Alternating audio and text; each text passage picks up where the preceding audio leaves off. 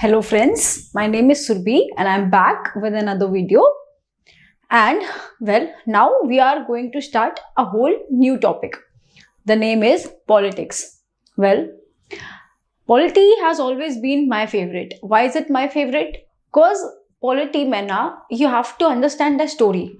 Once you understand the story, thereafter logic अपने आप आता जाता है, चीजें अपने आप बैठती जाती हैं और क्वेश्चन अपने आप सॉल्व होते चले जाते हैं. पॉलिटिक्स में all you need to do is you need to understand. एक बार आप चीजें समझ गए हैं, उसके बाद क्वेश्चन अपने आप सॉल्व हो जाएंगे. रिसेंटली जो यूपीएससी का ट्रेंड है वो ये है कि हम कॉन्सेप्ट पे ज्यादा फोकस करते हैं. हम ये देखते हैं कि जो भी चीजें हुई हैं वो क्यों हुई हैं, वो कैसे हुई हैं, what led to the situation accept of the static facts. Static facts आते हैं पर वो बहुत ही कम आते हैं. पर से क्वेश्चन आएगा कि who was the chairman of drafting committee. Doctor Bhimrao Ambedkar was the chairman of drafting committee. ये हो गया एक स्टैटिक क्वेश्चन.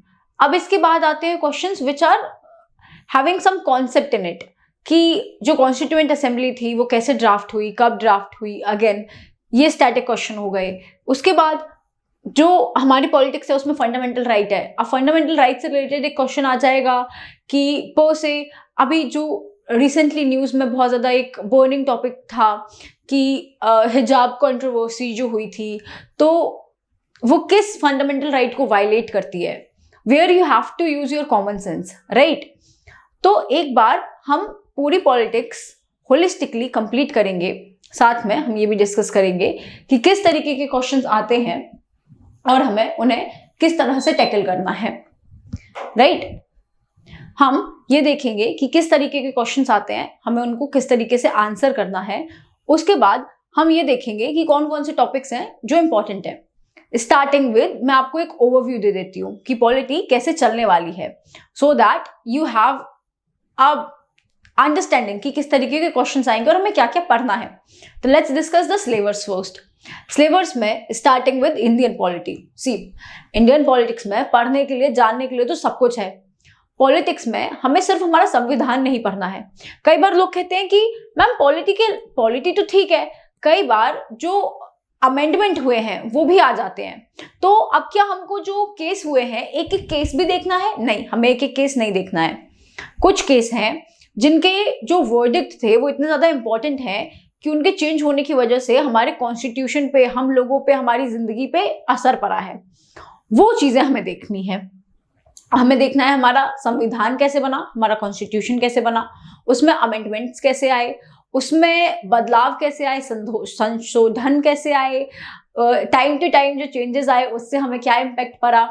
सब कुछ का हमें एक बस होलिस्टिक अंडरस्टैंडिंग होनी चाहिए, सो दैट कि अगर कोई भी एक 2-3 लाइन का क्वेश्चन, जिसको हम कहते हैं स्टेटमेंट बेस्ड क्वेश्चंस आ जाते हैं, तो हम अपनी अंडरस्टैंडिंग से वो चीजें सॉल्व कर सकें, राइट.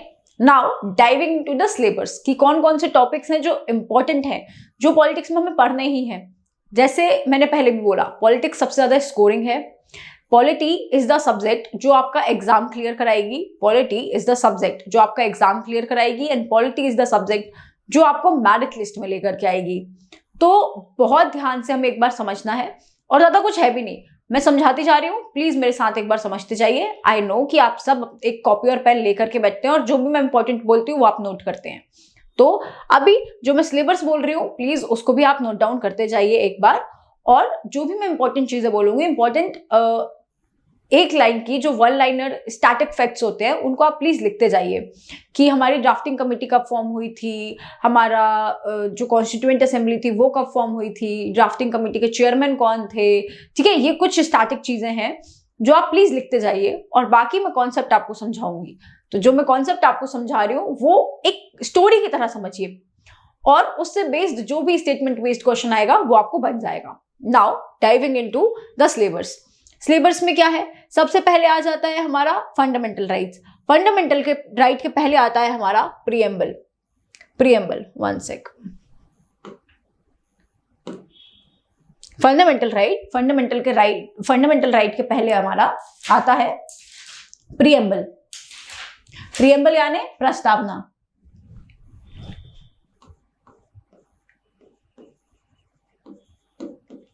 सबसे पहले आता है प्रीएम्बल.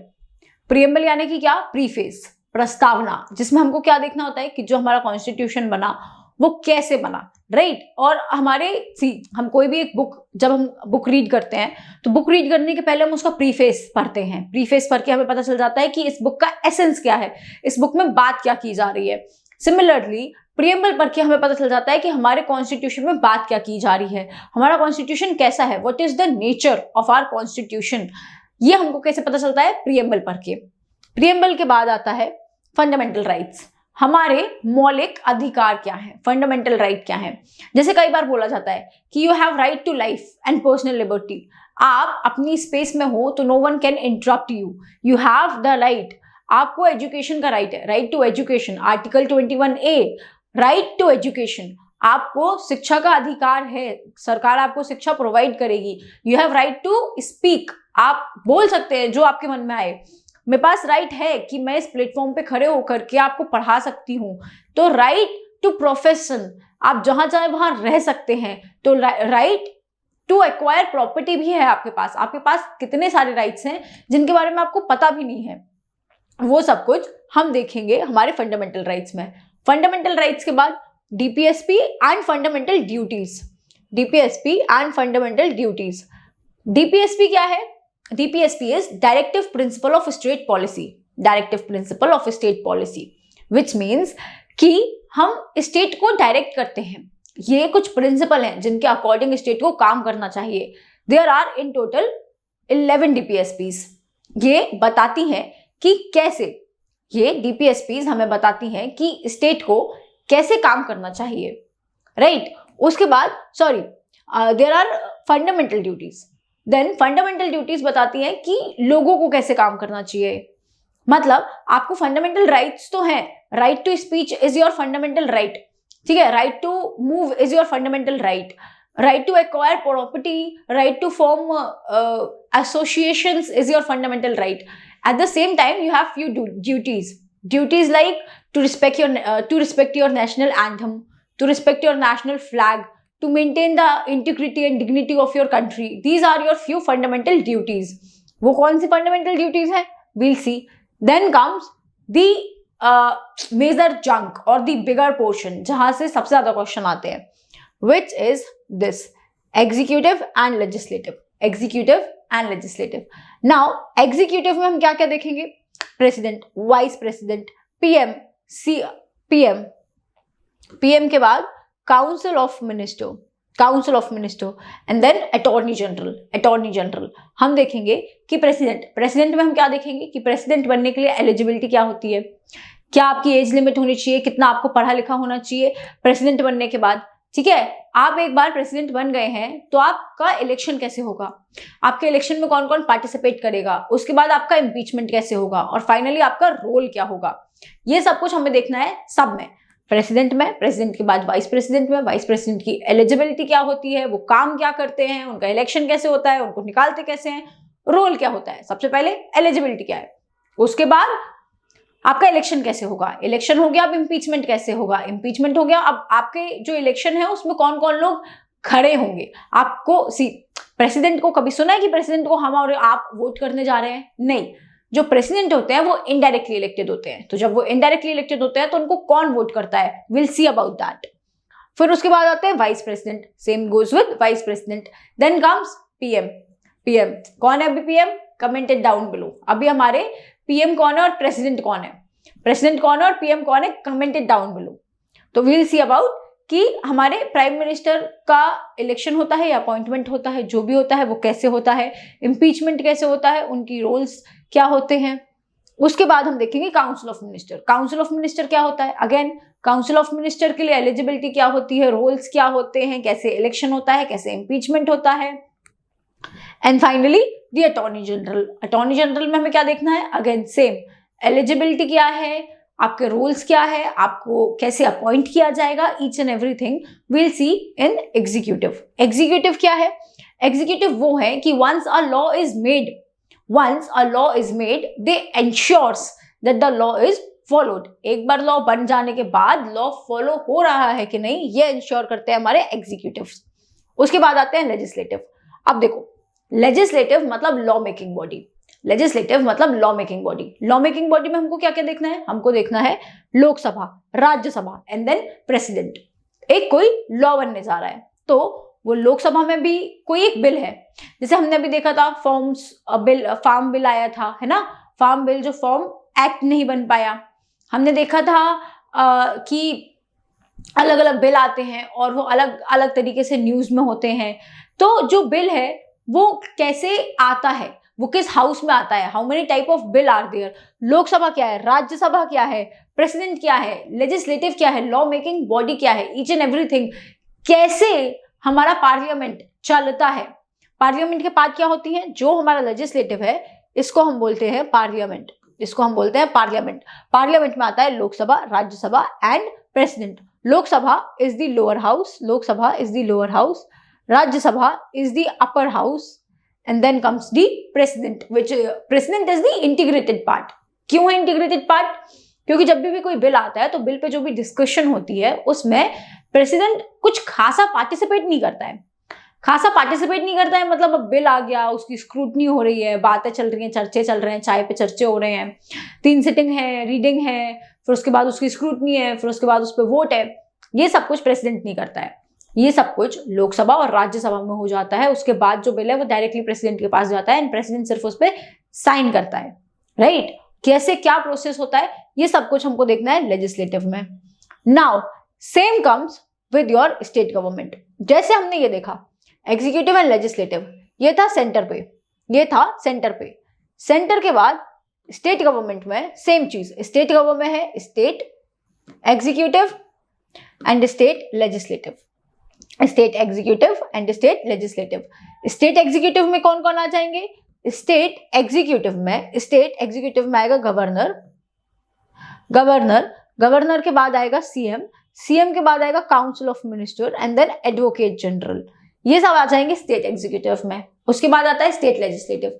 स्टेट लेजिस्लेटिव में कौन आएगा, स्टेट लेजिस्लेटिव में आएंगे हमारे MLA, legislative assembly, legislative council plus governor. जहां पे बाइकैमरल होगा, अब बाइकैमरल क्या होता है और यूनिकैमरल क्या होता है, ये सब कुछ हम देखने वाले हैं किसमें, स्टेट गवर्नमेंट में।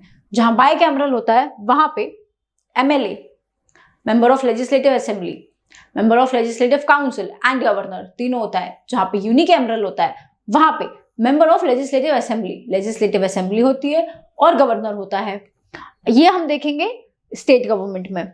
स्टेट गवर्नमेंट जैसा हमने सेंटर में देखा था सेम स्टेट में हो रहा है, ठीक है। उसके बाद हम देखेंगे क्या, जुडिशरी में हमें क्या देखना है, जुडिशरी में हमें देखना है सुप्रीम कोर्ट और हमें देखना है हाई कोर्ट। इसके बाद आता है सबऑर्डिनेट कोर्ट। पर सबऑर्डिनेट कोर्ट से ना आपके एग्जाम में क्वेश्चंस नहीं आते। प्रीवियस ईयर क्वेश्चंस जब आप उठा करके एनालाइज करेंगे तब आपको पता चलेगा कि शायद एक आधा ही कोई क्वेश्चन है जो सबऑर्डिनेट कोर्ट से आया है, और वो क्वेश्चन भी अगर आपके पास सुप्रीम कोर्ट और हाई कोर्ट की नॉलेज है तो आप वो क्वेश्चन कर सकते हैं। पर हाँ, लास्ट ईयर का ही अगर आप पेपर और लास्ट टू लास्ट ईयर का ही पेपर आप एनालाइज करें तो जुडिशियरी से भी 2 से 3 क्वेश्चन तक आने की हाई चांसेस होते हैं। There after constitutional body. Constitutional bodies क्या होती हैं, वो बॉडीज जो कॉन्स्टिट्यूशन में मेंशन है, उनको हम बोलते हैं कॉन्स्टिट्यूशनल बॉडीज। फिर आती है non constitutional bodies. Non constitutional bodies को क्या है, जो कॉन्स्टिट्यूशनल में मेंशन नहीं है, मतलब या तो वो स्टैट्यूटरी है या तो फिर वो एग्जीक्यूटिव बॉडीज हैं। वो क्या है वो हम डिटेल में देखेंगे नॉन कॉन्स्टिट्यूशनल बॉडीज में। And then comes the amendments. कुछ बहुत इंपॉर्टेंट अमेंडमेंट्स हैं, जैसे आपको पता होना चाहिए फर्स्ट अमेंडमेंट जो हुआ था 1951 में। मतलब 1950 में तो हमारा कॉन्स्टिट्यूशन आया और 51 में जस्ट नेक्स्ट ईयर एक अमेंडमेंट भी आ गया, विच शोज कि हमारा जो कॉन्स्टिट्यूशन है it is both flexible as well as rigid. हमारा जो कॉन्स्टिट्यूशन है वो रिजिड भी है और साथ ही में वो फ्लेक्सिबल भी है। फ्लेक्सिबल है तभी तो 1 साल बाद ही चेंज हो गया, और रिजिड है तभी तो जब फर्म बिल आया उसके बाद जब फार्मर्स ने प्रोटेस्ट किया और प्रोटेस्ट के बाद हमारे पीएम ने कहा कि नहीं, we are taking back the bill which we have introduced because the people are not agreeing or people are not accepting it at this point of time. तो ये हो गया कि रिजिड है, हमारा कॉन्स्टिट्यूशन चेंज नहीं हुआ if people don't want it, right. तो हमारा कॉन्स्टिट्यूशन क्या है, it's both flexible as well as rigid. अब ये तो था फर्स्ट अमेंडमेंट. देन जो बहुत ज्यादा इंपॉर्टेंट अमेंडमेंट है that is 42nd. I am quite sure आप सभी previous year question paper solve कर रहे होंगे और आपने देखा होगा कि अमेंडमेंट पे एक आधा 2-3 क्वेश्चन आते रहते हैं, जिसमें से 42nd एंड 44th बहुत ज्यादा इंपॉर्टेंट है. ये क्यों है बहुत ज्यादा important? 42nd constitutional amendment act, 42nd constitutional amendment act is also known as mini constitution. Now when it is called as mini constitution तो आपको पता है कि कितने सारे बदलाव हुए हैं, ठीक है. इतने सारे जब बदलाव हुए हैं तो उन सब के बारे में हमें एक नॉलेज होना चाहिए. तो इसीलिए इस पे बहुत ज्यादा क्वेश्चंस आते हैं जिसको हम एक बार अच्छे से देखेंगे. There after comes the 44th constitutional amendment act. 44 constitution amendment act में ऐसे बहुत सारे एक्ट आए जिन्होंने जो 42nd कॉन्स्टिट्यूशनल अमेंडमेंट एक्ट में लॉ पास हुए थे उनको किसी ना किसी तरह से अल्टर किया या नलिफाई किया. इसीलिए 44th भी काफी इंपॉर्टेंट हो जाता है. उसके बाद जो अभी हमारे रिसेंट हुए हैं, रिसेंट मतलब अभी हमारे पास 105 कॉन्स्टिट्यूशनल अमेंडमेंट है. 105 कॉन्स्टिट्यूशनल अमेंडमेंट एक्ट हो चुके हैं. तो 105th क्या है, 104th क्या है, 103rd, 2nd, 100, 101, ये लाइन से हमें लास्ट के 5 से 6 याद होने चाहिए और बीच में कुछ कॉन्स्टिट्यूशनल अमेंडमेंट एक्ट हैं जो हमें याद होने चाहिए. अगर हम इतना कर लेते हैं तो भले चाहे एग्जाम में कुछ ऐसा आ जाए जो हमने ना भी पढ़ा हो, पर हम ऑप्शन एलिमिनेशन से वो सॉल्व कर पाएंगे. तो this is all that we have to see in politics. This is all that we have to see in politics. एक बार इसको क्विकली रिवाइज कर लेते हैं. पॉलिटिक्स का सिलेबस क्या है? सबसे पहले हमें देखना है प्रीएम्बल, प्रीएम्बल के बाद फंडामेंटल राइट्स, फंडामेंटल राइट्स के बाद डीपीएसपी एंड फंडामेंटल ड्यूटीज. उसके बाद आता है major chunk. Major chunk is executive and legislative. Executive में क्या क्या आता है? President, vice president, PM, council of minister and then attorney general. Legislative में क्या क्या आता है? Lok Sabha, Rajya Sabha and then president. ये हो गया सेंटर पे. Now coming to the state. State में क्या होता है? स्टेट में भी सेम होता है, state executive, state legislative. State executive में कौन कौन आता है? स्टेट एग्जीक्यूटिव में आते हैं हमारे गवर्नर. गवर्नर के बाद यहाँ पे कोई वाइस गवर्नर नहीं है तो सीधा आएंगे CM. CM is same as PM and governor is same as president. अब यहाँ पे आते हैं कौन? सीएम. सीएम के बाद council of minister of CM, there after advocate general. ये हो गया हमारा स्टेट लेजिस्लेटिव. ये हो गया हमारा स्टेट एग्जीक्यूटिव. अब आता है law making body in state. It could be either bicameral और यूनिकैमरल. जो बाइकैमरल स्टेट होते हैं उसमें असेंबली भी होती है, काउंसिल भी होता है और गवर्नर भी होता है. तो there would be a state assembly, there would be a council and governor. जो यूनिकैमरल होंगे, जो स्टेट्स यूनिकैमरल होंगे, वहां पर सिर्फ और सिर्फ हमारी लेजिस्लेटिव असेंबली होगी एंड गवर्नर होंगे. जब हम स्टेट गवर्नमेंट के टॉपिक में आएंगे तो will discuss it in depth. उसके बाद आता है हमारा जुडिशरी. जुडिशरी में हमें क्या देखना है? High court and supreme court. There after comes constitutional bodies, non constitutional bodies and very important amendment. Last but not the least, we can not afford to skip it. Now starting off with our politics topics. ये तो हो गई काफी सारी बातें. Let's start with the topic. Now, making of constitution. See, before we dive right into the fundamental rights and fundamental duties and DPSPs and क्या क्या होता है, एक बार ना हम समझ लेते हैं कि हमारा जो कॉन्स्टिट्यूशन है वो बना कैसे, उसकी इंपॉर्टेंस क्या है, उसको किन किन लोगों ने बनाया. तो सबको पता है कि जब इंडिया इंडिपेंडेंट हो रहा था तो इंडिया में पहले क्या होता था, ये क्या है, राइट्स, ड्यूटीज, कॉन्स्टिट्यूशन क्या है, इसको एक बार समझते हैं. तो क्या हुआ, जब कोई एक राजा किसी एक किंगडम पे रूल करता है तो रूल करने के कुछ लॉ होते हैं. क्या लॉ होते हैं कि जो राज्य व्यवस्था है वो कैसे चलेगी, है ना. जो राज्य व्यवस्था है वो कैसे चलेगी, मतलब आप किस चीज पे कितना टैक्स लोगे, आप कैसी सेफ्टी एंड सिक्योरिटी प्रोवाइड करोगे, आप हमें क्या क्या राइट्स दोगे, आप हमारे वेलफेयर के लिए क्या क्या करोगे। बहुत पुराने जमाने में जाते हैं, ठीक है। Talking about the history, talking about history, जो लोग होते थे, लोग और जानवर हमेशा ना झुंड में होते हैं, ग्रुप में होते हैं। क्यों? Because that way you are safe, and in that group हमेशा एक लीडर निकल के आता है जो ग्रुप को आगे लीड करता है। Now there were these groups and clans, and then the fight began. Fight began for land, for food, for agriculture, for living, obviously. And then the different clans chose a leader, the leader who would lead them in the further battles and everything.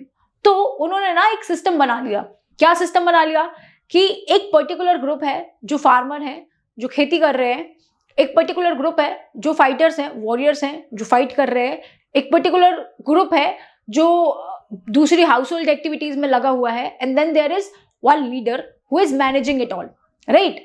तो अब जब दूसरा Klein आएगा तो जो fight होंगी वो इन दोनों क्लेन में होगी, and the leader is responsible for the people, for the safety and security of people, to give them health care, to give them education, to give them basic things which are needed for a good living. Similar thing continued. फिर ये तो बहुत ही ancient वैदिक period की बात हो गई। इसके बाद फिर मुगल्स आए, मुगल इन्वेशन हुए, उसके बाद फिर ब्रिटिशर्स आए, ब्रिटिशर्स ने हम पर रूल किया। तो Britishers had a proper system as an what all developments they'll do, they developed, they made railway, they made telephone lines, although those developments were for their own good. जो भी उन्होंने development किए वो उनके खुद के गुड के लिए थे, उससे इंडिया को कुछ बेनिफिट नहीं हो रहा था। हाँ, क्यों? क्योंकि जो लोअर मिडिल क्लास थी इंडिया की, वो सिर्फ काम कर रही थी, और जितना वो काम कर रही थी उसके हिसाब से उसको बेनिफिट नहीं मिल रहा था। that's one of the reason why we needed reforms. But yes, there was a system of things. कितना टैक्स लिया जाएगा, उस टैक्स के पैसों से क्या होगा, क्या नहीं होगा, there was a system of everything. Then after independence, India को अपना खुद का सिस्टम बनाना था, है ना, आत्मनिर्भर भारत। हमें खुद पे निर्भर होना था कि किस चीज से कितना टैक्स कलेक्ट किया जाएगा, उस टैक्स फेयर का क्या होगा, हम आगे कैसे प्रोसीड करेंगे। तो उसके लिए हमें एक कॉन्स्टिट्यूशन असेंबली बनानी थी, कॉन्स्टिट्यूशन असेंबली जो डिसाइड करेगी कि अब इंडिया का फ्यूचर क्या होगा, ठीक है। अब हम कैसे, किस डायरेक्शन में आगे बढ़ेंगे, टैक्स कलेक्ट होगा तो कैसे होगा, वो स्पेंड होगा तो कैसे होगा, कौन कौन से वेलफेयर्स होंगे, कौन कौन से फंडामेंटल राइट होंगे। एज यू नो, पहले इंडिया ने काफी सारी एट्रोसिटी झेली हुई थी। जो माइनॉरिटीज थी उसको पीने का पानी नहीं मिलता था, है ना, जो लोअर मिडिल क्लास थी उसको बेसिक नेसेसिटीज नहीं मिलती थी, there was difference, division in society. We needed to fill that gap, we needed to make sure कि lower class and upper class, there is no class. Why is it that lower class और upper class क्या हो जाती है, कैसे हो जाती है? सी, जब एक अपर क्लास बनती है तभी एक लोअर क्लास बनती है ना। जब कोई अपने आप को किसी से सुपीरियर मानने लगता है तभी कोई एक इंफीरियर आता है। तो वी नीडेड कि ये सारे डिफरेंस खत्म हो जाएं, सबको एक से राइट्स मिले, सबको एक सी फैसिलिटीज मिले। उसके लिए हमें अपनी खुद की कॉन्स्टिट्यूएंट असेंबली बनानी थी। इसीलिए हमने साइमन कमीशन को भी बॉयकॉट किया था। You all might remember, I am sure कि आप सब हिस्ट्री भी पढ़ रहे हो, आपने पढ़ा होगा साइमन कमीशन आई थी एंड साइमन कमीशन को ब्लैक फ्लैग्स दिखाए गए थे, बोला गया था गो बैक साइमन। ऐसा क्यों? क्योंकि साइमन कमीशन में जितने भी लोग थे वो सब व्हाइट मैन थे। Now how can a white man decide the future of India? There should be Indians to decide the future of India. तो finally M N. Roy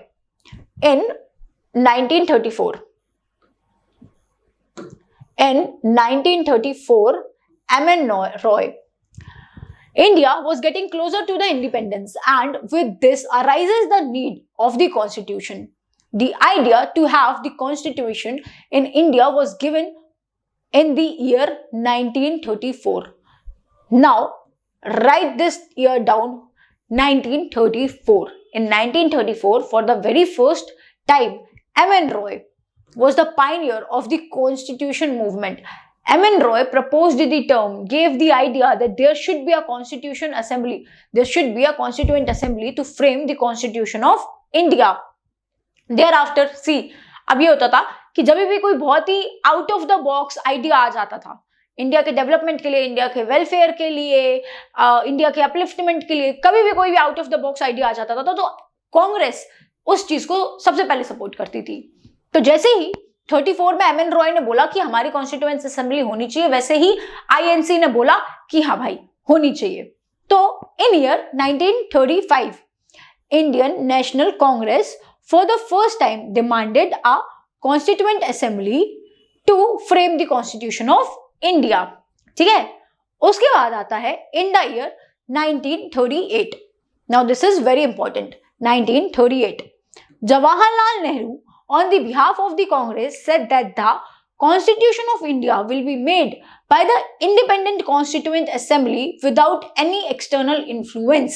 This is very important. अब हम ये बोल रहे थे till the year 1938, till the year 1938 India ने बोल दिया था कि इंडिया की कॉन्स्टिट्यूएंट असेंबली होगी जिसमें इंडियंस ही होंगे और इंडियंस का फ्यूचर अब इंडियंस ही डिसाइड करेंगे, हमें कैसे अपने देश को चलाना है, हमारी राज्य व्यवस्था कैसी होगी। अब ये कौन डिसाइड करने वाला था? ये इंडियन ही डिसाइड करने वाले थे। तो इन the year 1938 Jawaharlal Nehru on the behalf of Congress said that the constitution of India will be made by the independent constituent assembly without any external influence. कोई भी व्हाइट मैन नहीं होगा, सिर्फ इंडियंस होंगे जो डिसाइड करेंगे, कॉन्स्टिट्यूएंट असेंबली फॉर्म करेंगे और कॉन्स्टिट्यूशन फ्रेम करेंगे। Thereafter the demand was accepted by Britishers. Now direct questions आएंगे कि when was the demand accepted? Direct question आएगा, demand was accepted. Demand was accepted by British Parliament, which came to be known as the August Offer in the year 1940. 1940 में जो अगस्त offer था उसमें accept किया Britishers ने कि हाँ एक कॉन्स्टिट्यूएंट असेंबली होगी। सीधा क्वेश्चन क्या आएगा?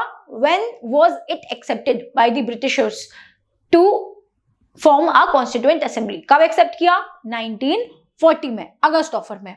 फिर इन year 1942 Cripps mission came to India under Sir Stephen Cripps and said that the Constituent Assembly will be set up but after the Second World War, जिसको कहा गया था क्या? Post dated cheque bye Mahatma Gandhi. Cripps mission को कहा गया था post dated cheque bye Mahatma Gandhi. क्यों कहा गया था पोस्ट डेटेड चेक? क्या होता है post dated cheque? Post dated cheque मतलब कि एक चेक जो फ्यूचर में आप यूज कर सकते हो। हमें इंडिया को फ्री करने की, इंडिपेंडेंस की जरूरत अभी है, हमें कॉन्स्टिट्यूएंट असेंबली फॉर्म करने की जरूरत अभी है। और ब्रिटिशर्स की तो स्कीम में थी carrot and stick policy. You all might have heard about it, carrot and stick policy. क्या थी कैरेट एंड स्टिक पॉलिसी? जब वर्ल्ड वॉर वन आया तो ब्रिटिशर्स ने काफी सारे प्रोमिसेस किए, काफी सारी कैरेट दिखाई मतलब काफी सारे प्रोमिसेस किए, स्कीम्स लाए, बोला कि जैसे ही वर्ल्ड वॉर 1 खत्म हो जाएगी तो हम आपकी बड़ी सारी हेल्प करेंगे, आपकी सारी समस्याओं का संविधान कर देंगे, हम सब कर देंगे। और किया क्या? कुछ भी नहीं। जैसे ही खत्म हुआ तो स्टिक से मारा का क्या मतलब है? स्टिक से मारा का मतलब है कि जो वो रिफॉर्म लेकर के आए that was Rowlatt act, right? Rowlatt act of 1919, black act. Similarly एक बार फिर से ब्रिटिशर्स ने एक मीठी गोली देने की कोशिश की, फिर से कैरेट एंड स्टिक की पॉलिसी फॉलो करने की कोशिश की और बोला कि वर्ल्ड वॉर 2, अभी आप वर्ल्ड वॉर 2 में हमारा साथ दीजिए, जैसे ही वर्ल्ड वॉर 2 खत्म हो जाएगी तो हम आपकी कॉन्स्टिट्यूएंट असेंबली फॉर्म कर देंगे। पर वर्ल्ड वॉर 2 खत्म होने के बाद किसको भरोसा कि कॉन्स्टिट्यूएंट असेंबली फॉर्म होगी कि नहीं? Then moving on, constituent assembly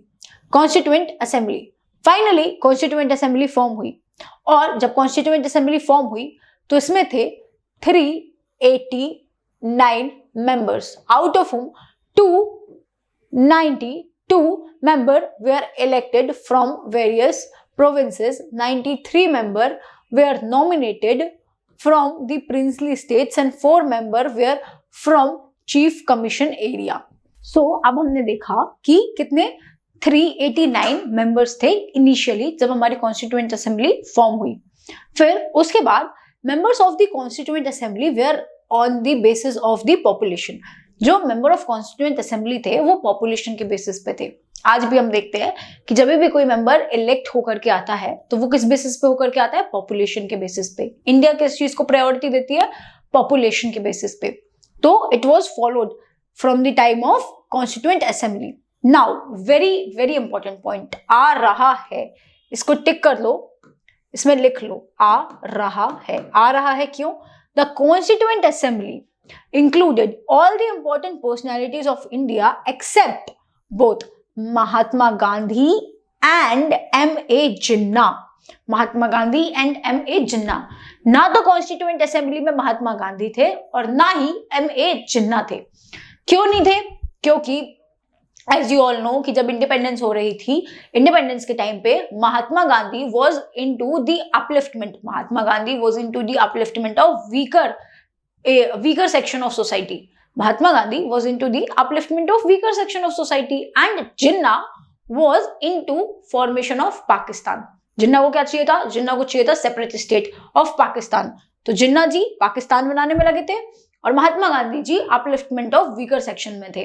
तो इसलिए जो कॉन्स्टिट्यूएंट असेंबली थी उसमें दोनों ही महात्मा गांधी एंड जिन्ना नहीं थे।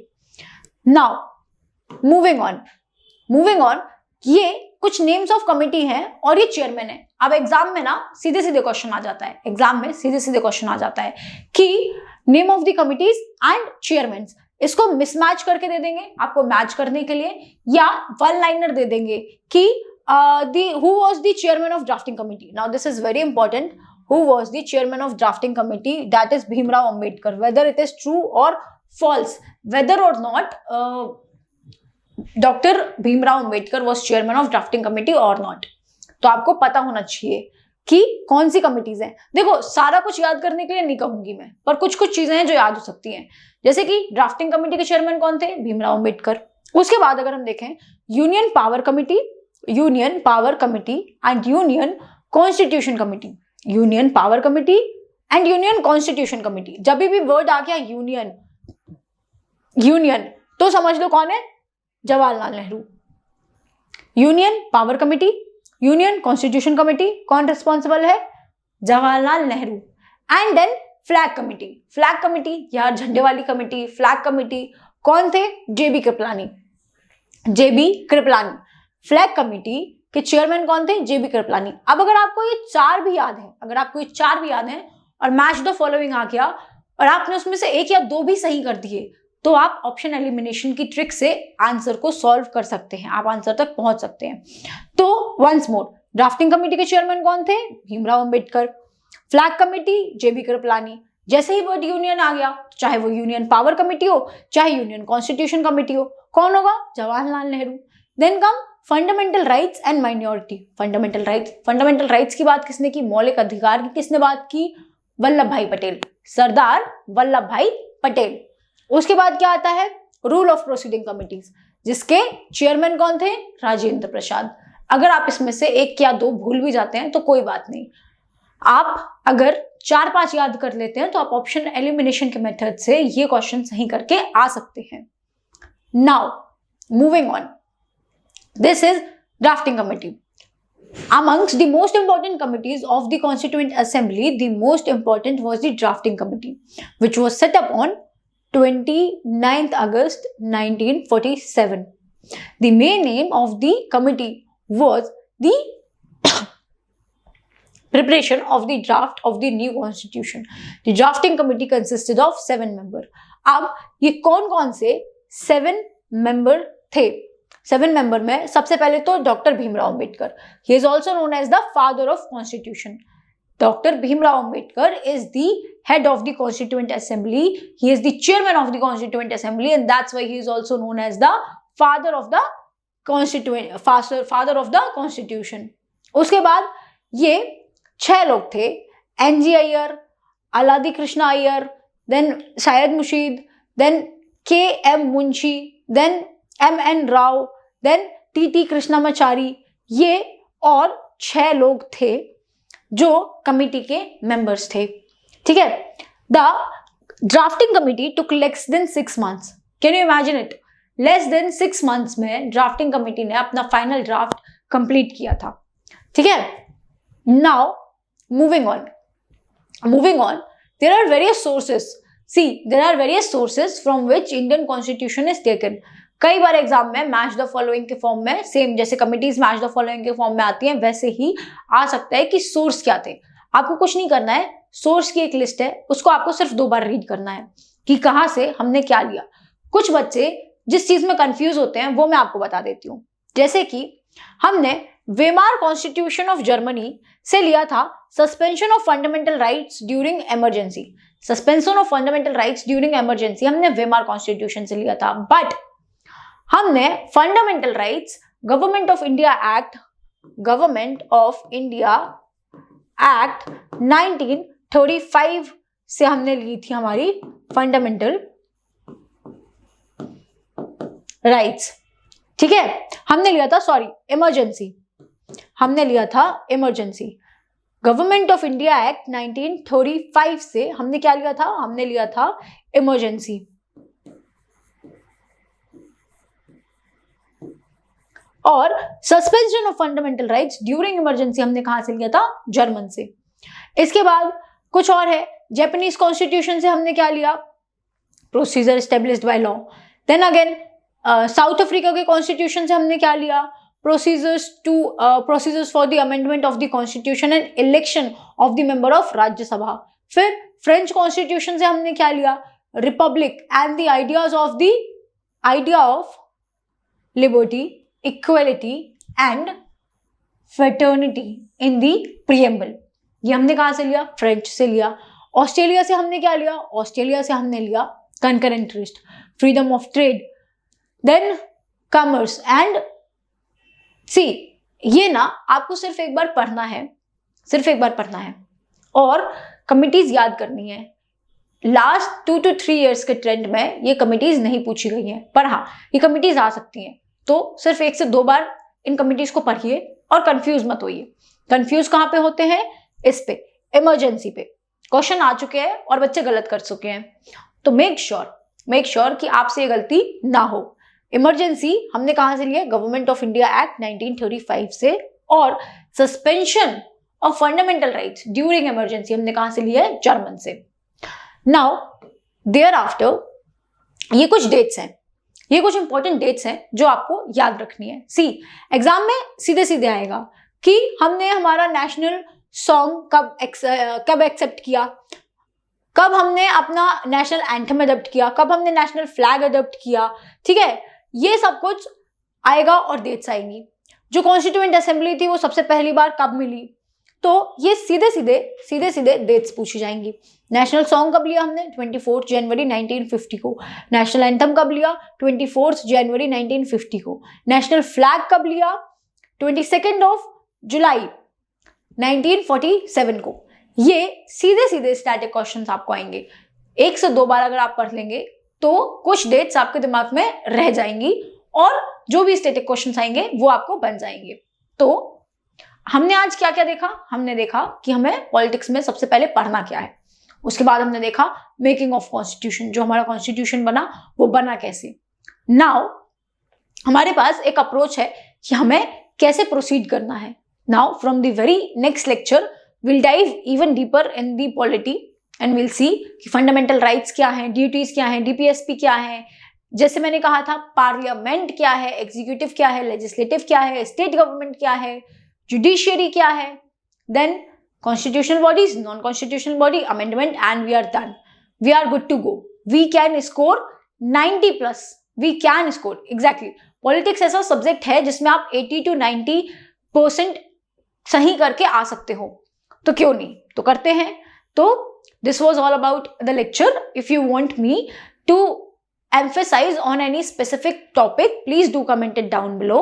प्लीज कमेंट डाउन कि आपको जो मैं पढ़ा रही हूँ वो समझ में आ रहा है या नहीं, मेरी फ्रीक्वेंसी, मेरी लैंग्वेज आपको समझ में आ रही है कि नहीं, कौन से वो टॉपिक्स हैं जिस पे आप और ज़्यादा लेक्चर्स और क्लास लेकर के आते हैं, लेकर के मैं आऊँ ऐसा आप चाहते हैं, तो प्लीज़ टेल मी. मैं उन स्पेसिफिक टॉपिक्स पे क्लास लेकर के आऊँगी.